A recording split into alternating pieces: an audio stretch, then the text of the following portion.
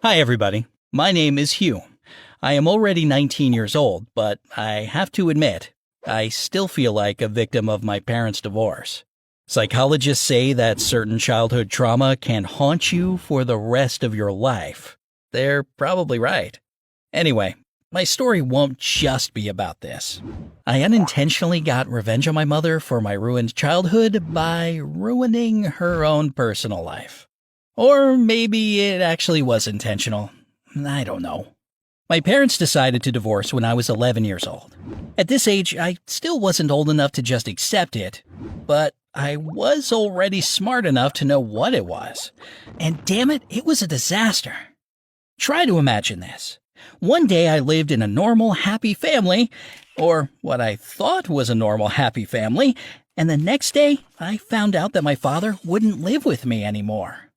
My mom broke this news to me in the car on our way home from school. When we returned to our house, neither my dad nor his stuff was there. It's not like he ran away, it was just that my mother decided it would be better for me if everything happened quietly. You know, without a big scene or overly dramatic farewells between a father and his son. Mom, she tried to save me in this bizarre way. As a result, I didn't see my father again for almost 2 weeks. He needed some time to settle down into a new home. These 2 weeks seemed like an eternity for me. I was starting to think that I would never see him again. And, of course, I blamed my mother, especially considering that she decided to hide the real reason for the divorce from me. Which is to say, she didn't tell me that my dad was seeing another woman. Do you see what was happening? Perhaps my mom just wanted the best for me, but as a result, I only harbored a huge grudge against her for what happened. And I've always been more attached to my father than to her. I had admired him since childhood, and I still do. He's a successful person. He has his own business, and he paid us so much in alimony that I never needed anything. He's already 47 years old, but I envy how well he takes care of himself. I hope I can manage to be that athletic and fit when I'm that age. My father's relationship with the other woman, the one who was the reason my parents divorced, ultimately didn't work out.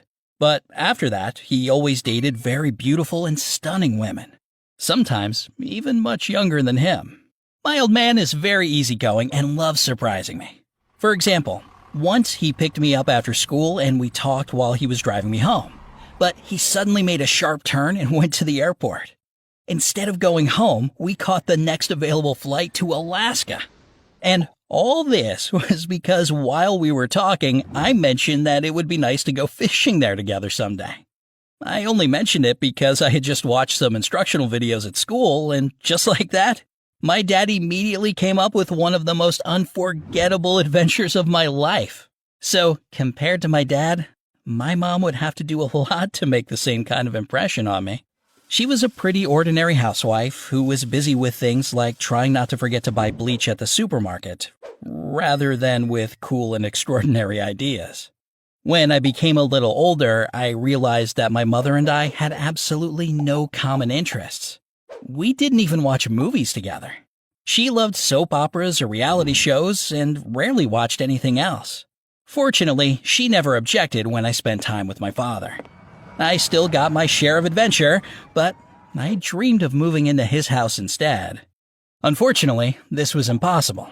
My dad said that he wouldn't be able to take proper care of me because he was working all the time. Now I realize that maybe my mother wasn't always so boring. I think she changed right after the divorce. She was probably depressed or something like that. Maybe she even blamed herself for letting our family fall apart. It probably hurt her to find out about her former husband's personal life, and she might also be ashamed of herself. She was still alone, and she wasn't as young or alluring as my father's new girlfriends. To me, this is the obvious reason that she started dating Mr. Blythe. Desperation. Mr. Blythe was a guy who moved into the house next door a few years ago. He was about the same age as my dad, but he was the exact opposite. He was short and fat and had a large, round, bald head, which literally started to shine when Mr. Blythe got nervous. And he got nervous pretty often, especially when I was around. To be honest, I immediately disliked him. By the time they started dating, I had gotten so used to my mom being single that I never thought about what would happen if she found herself with a boyfriend. And when my mom started to go visit Mr. Blythe for a half an hour, it didn't even occur to me that they were having an affair. And when my mother confessed to me, with a shy smile, and asked if I would mind if Mr. Blythe came over for dinner and possibly stayed the night once in a while, well, at first I was genuinely surprised, and then I felt something more like disgust. I was sure that my mom could not just fall in love with some neighborhood schlub like Mr. Blythe. Not after she had been married to a man like my father. But, of course, I never said any of that. I just told her it was her business. When she and Mr. Blythe officially began to date, I was already 16 years old, and I knew that I was supposed to be able to handle it like an adult. Easier said than done. The more I got to know Mr. Blythe, the more I disliked him. It seemed to me that he was a dumb and boring person whose ambitions were limited to sitting on the sofa and watching sports on TV with a can of beer in his hand. I didn't even notice that Mr. Blythe would try to cozy up and impress me. From time to time, he invited me to football games and bought tickets, but I always refused and didn't even bother trying to hide my irritation. I had no interest in being all buddy-buddy with my mom's new boyfriend. To her credit, my mom noticed that I could barely stand Mr. Blythe and did her best to keep their relationship outside of our house. But still, after a couple of years of the relationship, Mr. Blythe proposed to her, and Mom accepted. That was about a year ago. I was already 18. I was starting college in the city, and now I could live anywhere I wanted, so my mother's personal life should not have bothered me. But around the same time, my father and I had a serious talk.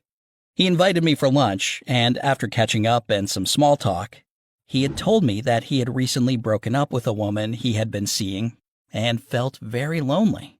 He said that recently, he has been thinking more and more about his past life with my mother, and now he was positive that 7 years ago, he had made a big mistake.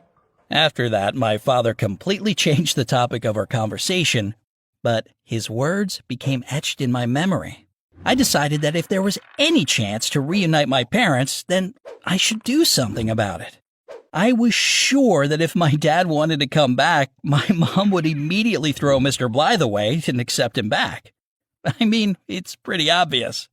There's no competition between the slob next door and my dad, right? To begin with, I told Mr. Blythe about my father. I had never brought up this topic in our house before, and the ridiculous Mr. Blythe was so happy that I wanted to talk to him without my mom around that he didn't care what we were going to talk about. I showed this loser my dad's photos, told him how rich he was, how happy he and my mom were once upon a time. Then I added that their love couldn't have disappeared without a trace. When Mr. Blythe realized what I was doing, he tried to stop me, but he didn't have the guts to. Our little chat was only interrupted when my mother came back home. Mr. Blythe's mood in the days that followed made it perfectly clear he had gotten my message. Mr. Blythe was starting to feel inferior to my father. Around the same time, I sent several text messages to my mother from my father's phone. He often left it lying around, and he always needed me to set it up for him anyway. The messages were supposed to look like part of a dialogue between two people who were secretly meeting again. These two people were, of course, my mother and my father. At the same time, I sent several messages to Mr. Blythe, also on behalf of my father. The tone of these messages was restrained but threatening enough. Basically, they politely but firmly suggested that Mr. Blythe should just leave my mother alone. Then I said if he wasn't sure why he should leave her alone, he could just take a look at my mom's phone. I didn't expect such quick results, but Mr. Blythe behaved quite decisively. But still, unexpectedly, he packed up his things and left the city. He wrote my mom a letter, like an actual letter with pen and paper. I still don't know what it said. Maybe he understood my plot and decided not to mess with a psycho like me. I don't know. I didn't take my mother into account at all, but she reacted very predictably. As soon as she found the messages, she called my dad to find out what was going on, and they talked. My father didn't know what she was talking about because I erased all the messages from his phone right after they were sent. But while they were talking, it became clear he had no plans to come back to my mom. He was simply in a nostalgic mood when we spoke that day, and after our conversation, the mood was gone. I realized that I had done something wrong. I apologized to my mother and suggested that I speak with Mr. Blythe, but it turned out that he had changed his phone number. In the car repair shop where he worked, nobody could give me any clues. Mr. Blythe just quit and didn't say anything else. He doesn't even have any accounts on social media, so I can't contact him that way either. My mother still hasn't told me what was in the note that he left. A year has passed, and this strange situation still remains unsolved. And now my mom seems to be in a depression that's even worse than after her divorce with my father.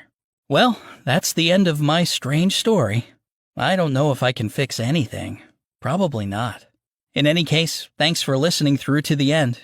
I'll be grateful if you could give me some advice in the comments.